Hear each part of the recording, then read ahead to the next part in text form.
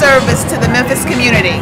What we're showcasing today is the particular facet of International Trends, and its mission is to reach out globally for service to the continent of Africa and all the other continents other than North America. So this is showcasing our 60 years of service from the International Trends facet as we stretch across the oceans to provide clean water to the children of Africa. The base on the left is after the Memphis chapter of Links has built a water tank. The base on the right represents the water that they drink, the dirty water that's killing them, at a tune of $10,000 a year. So this is what we do. We take dirty water, transform it to clean water, which is the same as saving lives. Can you tell me how we can donate to the Links?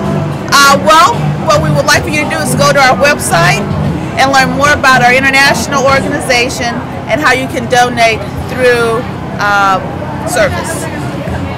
What's the website address? The website is Links, L-I-N-K-S, I'm sorry, it's thelinksincorporated.com. Thank you. Thank you.